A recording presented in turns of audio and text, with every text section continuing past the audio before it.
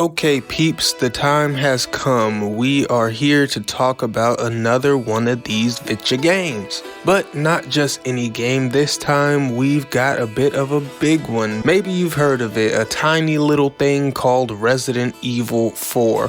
But that game already happened in 2005. So, of course, this is the Resident Evil 4 Remake, the original game rebuilt and reimagined in a new and improved form. And I'm just here to talk about it. I just want to talk about it a little bit, what's good about it, what's bad about it, and what's just an indifferent fact, all that kind of stuff. And if I can provide a little bit of personal background, I have never played the original, so I went into the game untainted. My goggles have not been blinded by the fog of nostalgia in any way, and I had no expectations beyond what I know the recent Resident Evil Remake games to be. So feel free to make what you will of my perspective, but I'm just letting you know. Anyway, enough introductions, let's go ahead and get into this. And let's go ahead and start at the beginning. Something that these Resident Evil games do so well are their pacing introductions. They're usually so good at communicating through the gameplay exactly what kind of experience you're in for right from the off. And the Resident Evil 4 Remake keeps that trend alive because the first big encounter of the game is just a relentless endurance trial where you are just running around killing villagers and trying to survive until finally the church bell rings and they all just stop and shamble away mysteriously. What the game is telling you in this moment is get ready for a lot of shooting, a lot of enemies at once, and a lot of action throughout the course of the game. It really is an amazingly done intro, but like I said, Resident Evil is no stranger to that. The Resident Evil 2 remake had an equally genius intro that ironically was communicating the exact opposite gameplay philosophy. But anyway, back to Resi 4. So after setting this tone, the game very much delivers on what its opening sequence promises. And you are given a lot of guns and a lot of enemies to mow down with them. But like any game, every fight sequence, every part is not made equally. However, I can happily say that most of the battles in this game are quite enjoyable, but most doesn't mean all, and there are some less than enjoyable moments, because there is a fine line between challenging and annoying. And as a whole, I'd say that Resident Evil 4 is a decently challenging game, but there are unfortunately sometimes some standout moments where they attempt to turn the challenge dial up only for it to firmly get cranked into the annoying category. For instance, there's a sequence where the villagers have catapults and are hurling flaming boulders at you while you try to maneuver through enemies and reach your objective. Without spoiling the whole sequence, I will say I didn't find it insanely challenging, but I did find it thoroughly annoying. It wasn't really testing my skills so much as it was testing my patience. And periodically becoming pretty annoying is probably the biggest pitfall of the Resident Evil 4 remake. I mean, in a 15-hour action game full of battles, every battle isn't gonna be a banger. It's just unfortunate that the non-banger battles aren't just lackluster, they actively work against the game, in my opinion. There's also a decent amount of cheap encounters where the game really wants to kill you, and so it just does. What I mean is, like, for example, there is a part where you're coming up some stairs and there is the chainsaw man, and you see the chainsaw man and you're thinking, okay, how am I gonna engage this guy? And so you eventually come up with your plan and you engage him. But as soon as you do, 3 more enemies will appear behind you. But how would you know this, right? So as you backpedal away from the chainsaw man, who is most definitely coming towards you, one of the enemies behind you will grab you and allow the chainsaw man to chainsaw your face off. And sequences like that are in the game a little too much, and it's basically just the game punishing you for not knowing things that you couldn't have possibly known without dying to it first, otherwise known as cheap bullshit. But again, that is a minority of the encounters. Usually what you get is either thrilling or challenging or just some complete spectacle, or it's some combination of the three.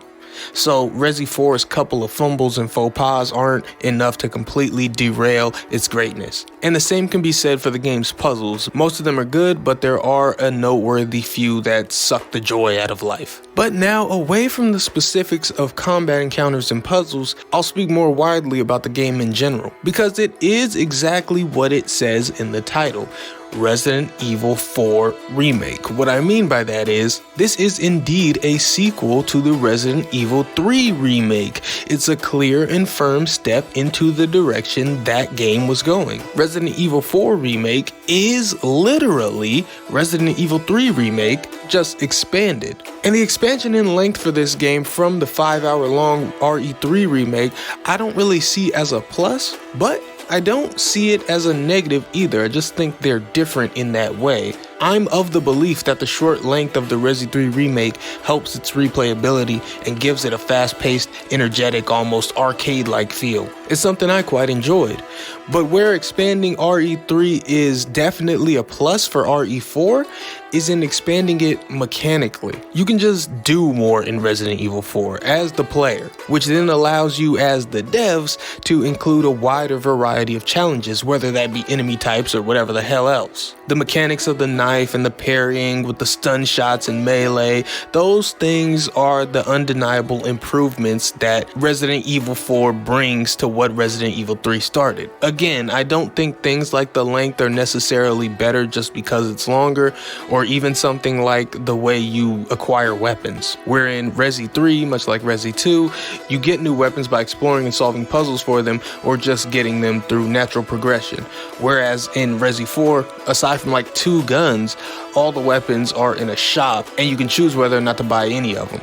I don't necessarily think either way is superior. I just think they're different and both have different effects in terms of gameplay flow. Now, earlier I talked a bit about some of the shortcomings of what is a mostly very fun and thoroughly enjoyable game. What's different than shortcomings, however, are some of the more meh and double-edged parts of the game. Like the assortment of bosses, which is mostly a mixed bag ranging from strangely forgettable to an absolute chef's kiss. That chef's kiss being the battles you have with Krauser. So fucking good. But yeah, when you total up the boss fights and it's all said and done, it's kinda meh. And then there's the double-edged sword that is Ashley, who both does and doesn't work mechanically. Let me explain. When you have Ashley with you, you have to protect her, and she does no fighting back at all. You can also accidentally kill her yourself with a reckless grenade or a poorly aimed bullet. So naturally, having her around ups the challenge of the game. This works out well and is a pretty fun added bit of challenge. However, there is a command mechanic where you can tell her to stay close or hang back. In my experience, it is pointless. No matter what you do, it doesn't seem to make much of a difference. If you tell her to stay close, she's very slow to make any attempt to keep up with you, so she's still pretty far. And if you tell her to hang back, I believe this is the button for if you want the villagers to grab her. If you've really had enough of her, you really want them to grab her, scoop her up and take her, I think you tell her to hang back. I think that's what it does. I'm joking, but I'm not. So yeah, it's just a shame that while the presence of Ashley has a lot of value in terms of challenge and even narratively with her dynamic to Leon and everything, the ability to command her leaves quite a bit to be desired. But I can't stress enough that this game is still, without a doubt, an outstanding video game that you will almost certainly have a lot of fun with. The things I'm describing are just the things I think keep a really great game from being an absolute perfect 10 out of 10 in my eyes, you know? All things considered, if I had to put a number on it, I think I'd rate the Resident Evil 4 remake a nice solid 8.5 out of 10. Just for comparison's sake, that's slightly higher than I would rate the Resident Evil 3 remake, which would be about an 8 to me. But I think that game is pretty underrated. And I think the Resident Evil 4 remake is just as good as the Resident Evil 2 remake, which I would also rate an 8.5. I think both games are trying to do very different things, but they both do their things to great effect. Either way, there you have it, my take on Resident Evil 4. Feel free to let me know what you think if you played it, or if you're planning on playing it or not playing it based on anything I said. I'm sure if you've played the original, you've got a whole different swath of feelings. But real quick, if you were wondering if the game is scary, It's not. It's very action centric. There is very little to be afraid of. So if you're a big old scaredy cat like me, don't worry, you'll be fine. Have a blast. All right, well, that's it for me. Until next time, I am Waifu Collector. I am just a normal guy. I like hentai. And when are they going to remake the original Resident Evil in this style? Goodbye.